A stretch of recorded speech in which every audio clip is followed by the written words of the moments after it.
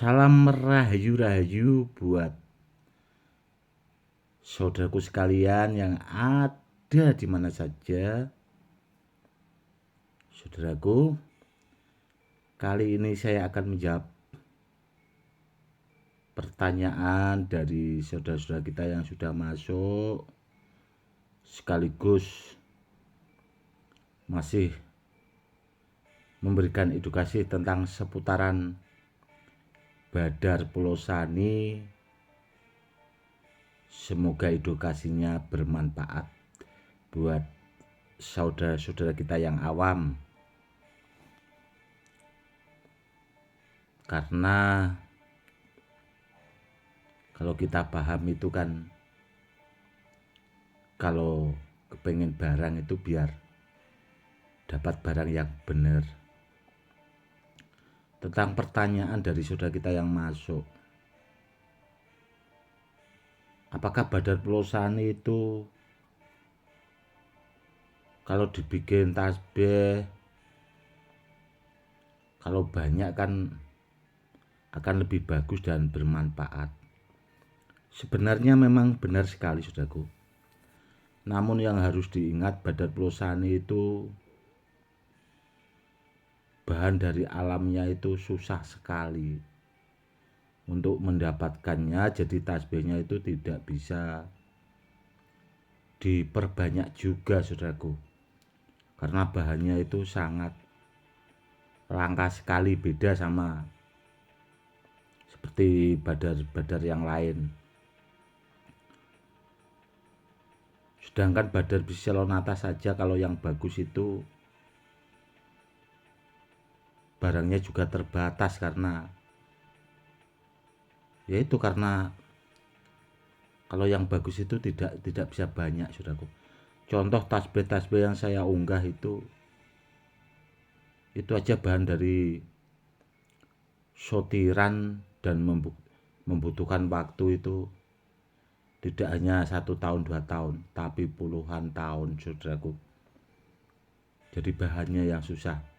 Namun kalau tasbihnya biasa-biasa mungkin bisa. Namun saya kalau barangnya bahannya tidak bagus itu biasanya ya tidak saya bawa, saudaraku. Jadi kalau saya bikin tasbih itu sekalian tidak tanggung-tanggung, seperti itu. Sedangkan tasbih Badar Pulau Sani, saudaraku, itu proses bikinnya itu lama sekali, saudaraku. Karena apa? Coba saudaraku lihat, ini contoh ya, saudaraku. Ini ada kalung Badar Pulau Sani.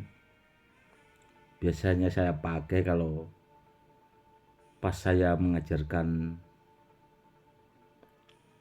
pencak silat atau bela diri bahasanya. Ini batunya besar, saudaraku, dim 14. Jadi seukuran kelereng lah hampir. Ini saja itu dulu membutuhkan Badar Pulau Sani itu banyak sekali, dan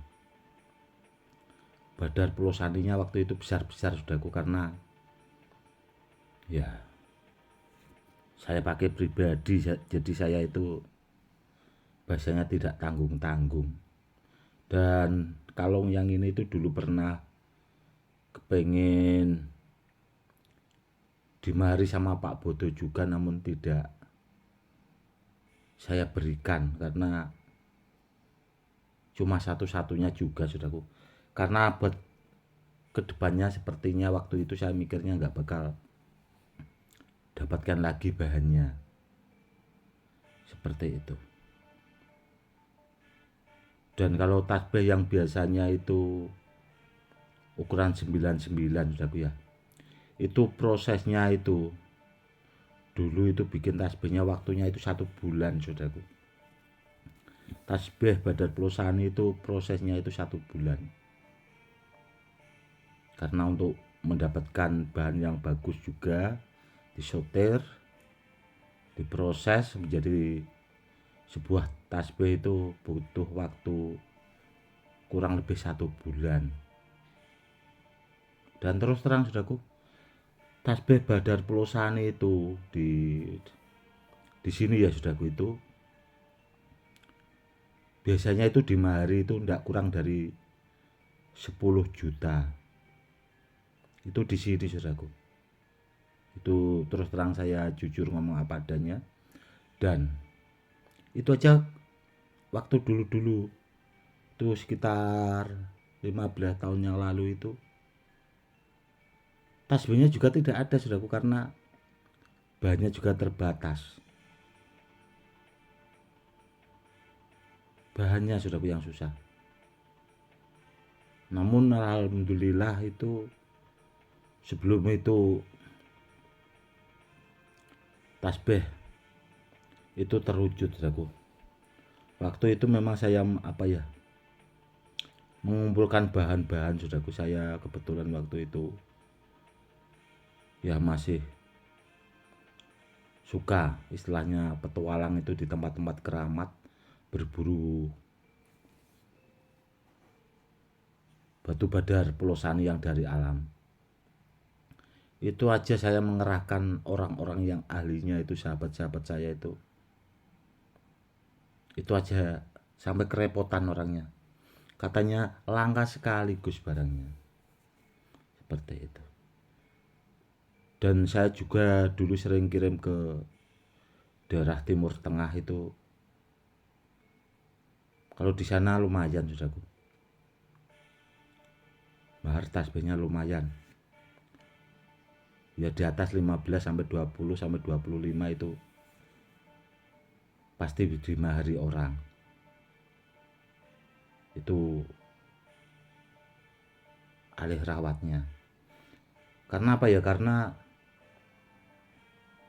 pertama-tama itu memang bahannya itu sendiri. Dan saya pastikan itu cuma ada di tempat saya saudaraku, karena itu tadi bahannya yang langka. Dan saya mempelajari Badar Pelosane itu saking lamanya juga saudaraku. Jadi saya paham betul antara jenis batu yang satu dan yang lainnya, karena hampir dari kecil saya belajar benda-benda bertuah, apalagi jenis-jenis batu badar itu tidak hanya puluhan tahun.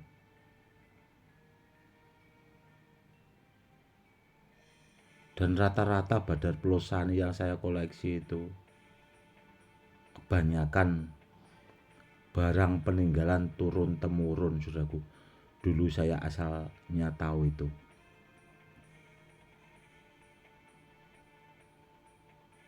Rata-rata saya dapat itu barang peninggalan turun temurun.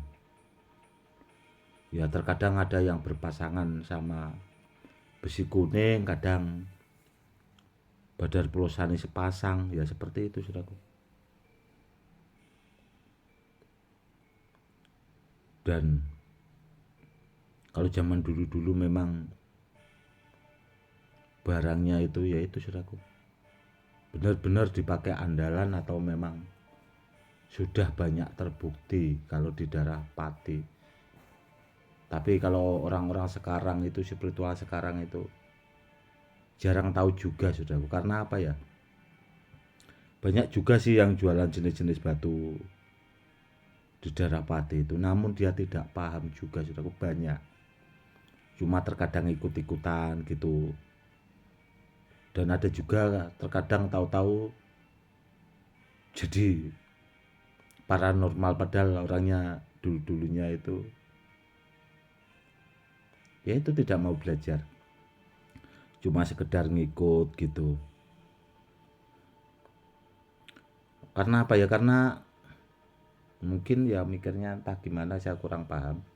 Namun yang jelas saudaraku, untuk mempelajari jenis-jenis batu badar itu perlu jam terbang yang sangat tinggi, tidak asal-asalan. Sedangkan teman saya saja itu yang pemburu dari Jawa Barat yang saya kasih sindra mata dari Badar Pelosani itu, saudaraku. Itu saja mengiranya Badar Emas karena orangnya itu sering dapat Badar Emas, saudaraku. Memang beliaunya itu pemburu dan sering mendapatkan Badar Emas. Dan beliau juga sempat bikin cincinnya dari Badar Emas. Kalau dilihat sekilas hampir sama, saudaraku. Namun kalau pas disandingkan antara Badar Emas yang sudah dibikin, meskipun dibikin sama Pelosani, seandainya sama-sama digosok itu beda, saudaraku. Beda. Kalau mata kita jeli itu beda. Kalau disandingkan di situ. Dan itu sepertinya sudah pernah saya bikinkan edukasinya itu. Ada perbandingan antara cincin Badar Pelosani dan cincin Badar Emas, saudaraku. Seperti itu. Seperti itu ya, saudaraku, edukasinya. Nanti buat kedepannya saya akan selalu berusaha untuk membuatkan edukasi yang terbaru lagi, saudaraku ya. Yang penting jangan bosan-bosan untuk menonton channel YouTube saya, karena apa ya? Saya akan selalu memberikan edukasi yang selalu beda daripada channel YouTube yang lain. Seperti itu. Dan kalau Badar Pelosani yang ini, saudaraku, dulu ceritanya Pak Bodo pengen mahari itu mikirnya, ini kan batunya besar-besar. Kalau dibikin bandul satu-satu kan jadi banyak, mikirnya di situ, saudaraku. Namun ini tak pakai buat pribadi karena kalau Badar Pelosani yang ini tuh yang jelas pamungkas dari bahan pilihan dari rajanya Badar Pelosani alam, saudaraku. Makanya tidak saya lepas, takutnya nanti kalau dibawakan ke orang asal-asalan itu takutnya disalahgunakan. Oke, saudaraku, mungkin cukup sekian dulu edukasinya kali ini, semoga lebih bermanfaat. Salam rahayu-rahayu, salam hormat, saya Gus Edi.